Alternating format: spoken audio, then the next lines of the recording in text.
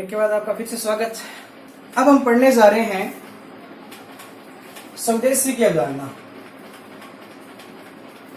स्वदेशी की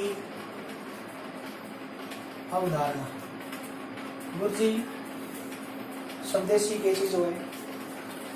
स्वदेशी का अर्थ होता है स्वयं के देश का बना, स्वयं के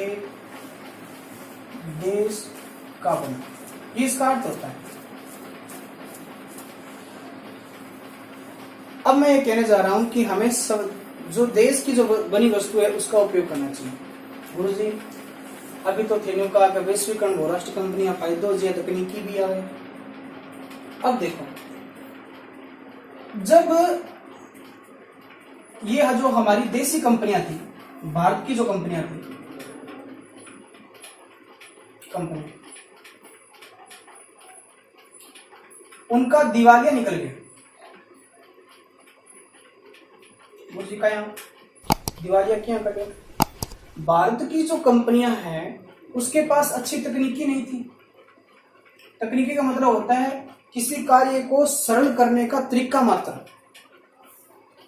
जिससे कार्य बिल्कुल सरल हो जाए और समय की और पैसे की बचत हो, वही तकनीकी। जैसे मशीन है, मशीन के उपयोग से हमें समय की बचत हो रही है और पैसों की बचत हो रही है। अब इसमें क्या हो रहा है कि तकनीकी इनके पास नहीं थी, और जो बहुराष्ट्र कंपनियां थी, जो बहुराष्ट्रीय कंपनियां थी, बहुराष्ट्र कंपनी, बहुराष्ट्रीय कंपनी, जो भारत में बहुराष्ट्रीय कंपनियां आई, जैसे मान लो कोका कोला आई, Mirinda, Thums Up, cold drink है, सॉफ्ट ड्रिंक है, वो लेके आई, वो कंपनियां हैं। वो कंपनियां जब भारत में आई पेय पदार्थ लेने के लिए, तो उनके पास तकनीकी थी, वो अपना कार्य बिल्कुल सरल तरीके से करती थी, समय और पैसे की बचत होती थी। इसलिए उनका जो प्रोडक्ट था वो क्या था, भारतीय कंपनियों के मुकाबले सस्ता था, और मात्रा में भी क्या था, ज्यादा था। गुणवत्ता के आधार में भी क्या था, ज्यादा था। गुण में भी अच्छी थी, क्वालिटी क्वांटिटी सस्ती भी थी, तकनीकी भी ज्यादा थी, जिसके कारण भारतीय कंपनियां है वो डूब गई। भारतीय कंपनियों के पास तकनीकी नहीं थी, तकनीकी न होने के कारण वस्तु है वो महंगी बनती थी, वस्तु महंगी थी, वस्तु क्या थी, महंगी थी। उनकी मात्रा में क्या आ गई, धीरे धीरे कमी आने लगी, और उनमें तकनीकी न होने के कारण उनमें जो गुण था, गुणवत्ता था, उसमें भी क्या आ गई, कमी आ गई, मात्रा में भी कमी, महंगी। इससे क्या हो गया, जो भारतीय कंपनी का जो मार्केट था वो नीचे की ओर आ गया, माल बिका ही नहीं, प्रोडक्ट बन गया लेकिन माल बिक नहीं रहा। लेकिन बहुराष्ट्र कंपनियां, कोका कोला जो कोल्ड ड्रिंक बनाती है, कोका कोला हो गया, थम्स अप हो गया, मिरिंडा हो गया, ये सारी कंपनियां धड़ल्ले से भारत में अच्छे तरीके से चल रही है, क्योंकि सॉफ्ट ड्रिंक हो गया, और ये कंपनियां हैं वो एडवर्टाइज करती है अपने प्रोडक्ट को बेचने के लिए, लोगों तक है वो हर चीज को सैंपल है वो बेचती है। लेकिन भारतीय जो कंपनियां थी, जैसे मान लो कोई जंजीरा बनाने वाली कंपनियां थी, ठीक है, लेमन शेक बेचने वाली कंपनियां थी, वो कंपनियां डूबने लगी, क्योंकि उनके पास कोई टेक्नोलॉजी थी नहीं, कंपनियां बिगड़ने लगी। एक cold drink, soft cold drink की जो बोतल है वो भारतीय कंपनी के पास 15 रुपए की, जबकि इनके यहाँ 10 रुपए की बिक रही है। तो हम भी यही लेंगे, हमें आदत भी पड़ गई, हम भी यही प्रोडक्ट यूज करते हैं। तो इससे क्या हो गया, भारतीय कंपनी दिवालिया घोषित होने लगी और भारतीय कंपनी डूबने लगी। इसके साथ भारतीय कंपनियों में जो लोग काम कर रहे थे वो धीरे धीरे बेरोजगार हो गए, धीरे धीरे क्या हो गए, बेरोजगार। और मैंने एक बात बताई थी, जहां बेरोजगारी आती है वहां पर गरीबी आती है।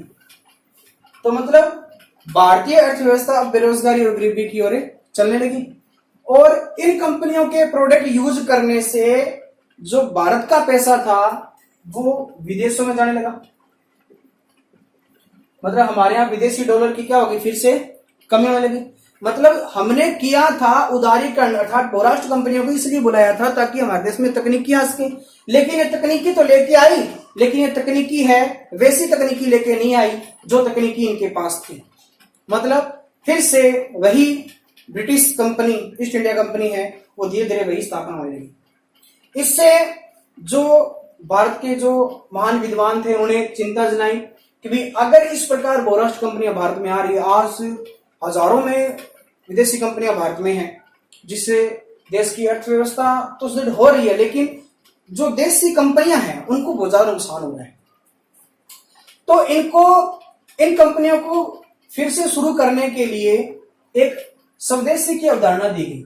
जिस प्रकार पतंजलि कंपनी है, बाबा रामदेव जी हैं, वो क्या कर रहे हैं, बार बार में स्वदेशी की अवधारणा दे रही है कि भाई बार बार है वो यही कह रहे हैं कि जो देश में जो बना वस्तु है वो ही उपयोग करो, क्योंकि आज हर घर में आपको फ्रिज मिल जाएगी, अच्छी बोतलें मिल जाएगी, वाटर कूलर मिल जाएगा, लेकिन मटका बहुत कम लोगों को मिलेगा। मटका न होने के कारण जो कुम्हार है वो बेरोजगार हो गया, तो इसलिए देश के ऊपर बेरोजगारी की मार पड़ रही है। इसलिए एक अवधारणा दी गई जिसे बोलते हैं स्वदेशी की अवधारणा, कि स्वयं के देश का बना ही क्या करो, आप यूज करो, स्वयं के देश का बना ही वो है प्रोडक्ट आप यूज करो। अब धीरे धीरे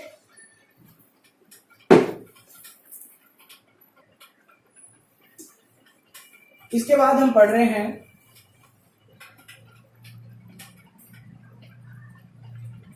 स्वदेशी के लाभ। अगर हम भारतीय कंपनियों के प्रोडक्ट को खरीदते हैं तो इससे हमें क्या लाभ होगा, आपको तो पता नहीं, लेकिन देश को बहुत ज्यादा लाभ होगा। इससे होगा क्या, इससे होगा कि भारतीय जो कंपनियां थी, भारतीय कंपनियां हैं, वो फिर से क्या हो जाएगी, शुरू हो जाएगी। भारतीय कंपनियां हैं उन्हें शुरू हो जाएगी। आपको अब अच्छी वस्तुएं मिलने लग जाएगी, क्वालिटी और क्वांटिटी दोनों के अंदर, मात्रा और गुण के आधार पर अच्छी वस्तुएं हैं वो आपको मिलने लग जाएगी। अगर भारतीय कंपनियां फिर से चलती हैं, अगर एक कुम्हार के मटके ज्यादा बिकते हैं तो कुम्हार को रोजगार मिलेगा, तो भारत में रोजगार के अवसर हो जाएंगे, बेरोजगारी क्या हो जाएगी, कम हो जाएगी। और जहां पर बेरोजगारी कम हो जाती है तो गरीबी भी क्या हो जाएगी, कम हो जाएगी, और देश आत्मनिर्भर बन जाएगा। हमें किसी दूसरे देश के आगे हाथ फैलाने की जरूरत नहीं होगी। नेक्स्ट बात थी, अब हमारे देश के अंतर्गत जो लोग थे, हमारे देश के अंदर जो पैसा था, जो विदेशी डॉलर थे, विदेशी भंडार थे, विदेशी मुद्रा जो भंडार था वो दूसरे देश नहीं जाएगा, विदेशों में नहीं जाएगा, जिससे हमारा जो व्यापार घाटा है वो क्या रहेगा, संतुलन में रहेगा, हमें ज्यादा ऋण लेने की आवश्यकता नहीं होगी। इससे जो भारतीय देश की जो कंपनी अगर आगे बढ़ेगी तो उसमें प्रॉफिट ज्यादा होगा, जिससे प्रॉफिट होगा उससे देश के अंतर्गत सरकार को राजस्व ज्यादा मिलेगा। सरकार को क्या मिलेगा, इससे राजस्व ज्यादा मिलेगा, और देश प्रेम की भावना है वो भी बनेगी। देश प्रेम की जो भावना है वो भी लगातार क्या होगी, बढ़ेगी। तो स्वदेशी के ये क्या थे, लाभ थे। ये स्वदेशी के क्या है, लाभ है। इस वीडियो के अंदर हमने स्वदेशी पढ़ा, स्वदेशी की अवधारणा पढ़ी, स्वदेशी का अर्थ पढ़ा, और स्वदेशी हम क्यों अपनाना चाहते हैं, और स्वदेशी के लाभ हमने इस वीडियो के अंतर्गत पढ़े।